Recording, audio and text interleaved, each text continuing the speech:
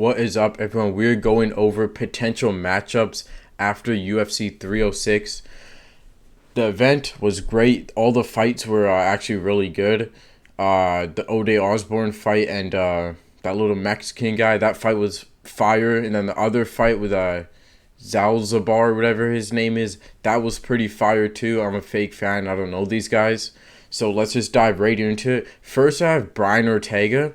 I do not know his next fight. Like, let's just look at the 145 division. Like, who's this guy gonna fight? Yair Rodriguez? He would lose to Rodriguez again. Arnold Allen would knock him out. Evloev, come on. Josh Emmett, bro. Josh Emmett, like, come on. That guy would kill Brian Ortega. I think Brian Ortega should retire, and I think he should never do MMA again in his life. I had confidence in him, and then he came out looking like a bro, like, what was he doing, man? I have zero clue.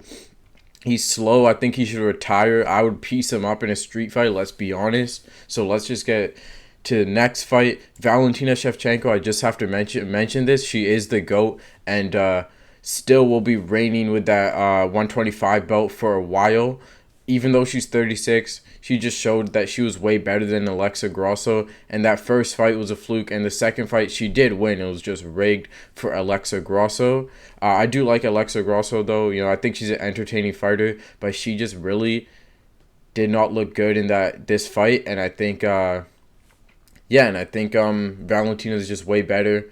A lot of people were talking about they should do another match because they're 1-1-1. No, Valentina would do the same thing she did this fight and just lay on her the whole time. Valentina Shevchenko, she is the GOAT. Let's just move on. Diego Lopez's next match, I think it should be the winner of Aljamain Sterling versus Movsar Evloev.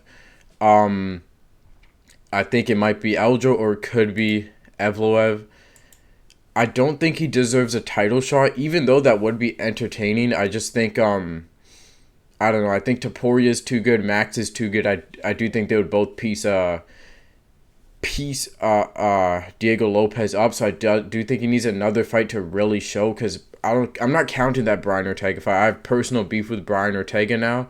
So, yeah. Either Movsar, I don't know how to pronounce Movsar, Evloev, or Aljamain Sterling, whoever wins that fight. I think that's a great matchup for you, Diego, and it makes the most sense. Is Movsar? I'm just saying Movsar. If Movsar wins, that would be a great rematch. As you know, their first fight was a banger. So yeah, I think that's these are definitely the fights to make for Diego. Winner of those. Umar versus Merab is the fight to make. I think, like, people are hating on this, saying Merab doesn't deserve it. I mean, sorry, Umar does not deserve it.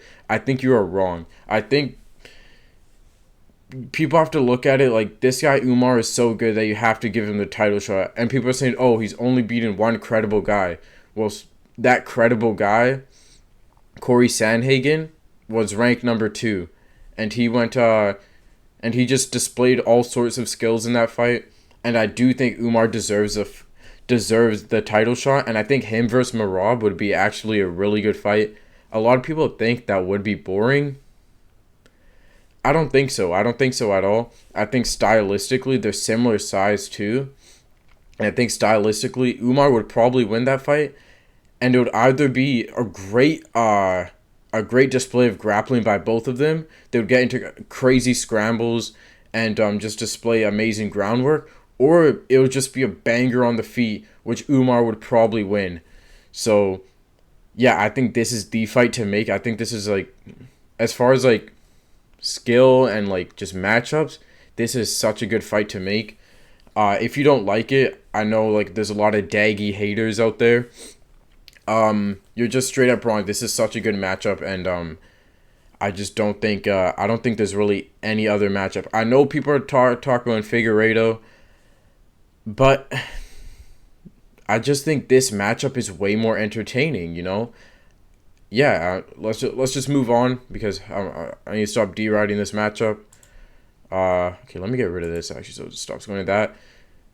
There's 2 fights for Sean O'Malley here. I think either Corey Sandhagen, which I think stylistically, both amazing strikers, and I do think Sean O'Malley is a better striker. I think Corey Sandhagen's striking is just a little overrated, and I think it showed in the Umar fight. Even though Umar is actually a really good striker too, people like to forget that he was first a striker before a grappler. That's where he found his love in the game in striking. So yeah, I think this will be an amazing fight. Or Sean O'Malley versus Henry Cejudo. I think this is a great fight, and it makes sense now. Both of them coming off a loss to Marab, and yeah, I think this is great for Sean O'Malley too. If he pieces up Henry Cejudo pretty easily, I think they might give him the instant. I might give him the rematch with Marab, which I do think. I think Sean O'Malley deserves a rematch. Not an instant one, but I think if he beats a credible guy, even if this credible guy is Henry Cejudo, which a lot of people might be like, oh, he needs at least 2 more fights if he's going to fight Henry Cejudo. But no, I think if he were to piece up Henry Cejudo pretty nicely, which I think he would, that would be an amazing fight. I think it would be kind of similar to Marab and Cejudo in the way that it's back and forth, and then eventually Sean will just start dominating in the second and third round. And yeah, or they can make this a fight. No, they're not going to make this a fight night main event. So you get so many pay-per-views. Actually, you know what? Let's get rid of the Corey Sandhagen versus Sean O'Malley. This is the only fight we need. Sean O'Malley versus Henry Cejudo. I think this, for the fans, this is so good. And I think these are two people, a lot of the OG fans and newer fans, they will collide and know.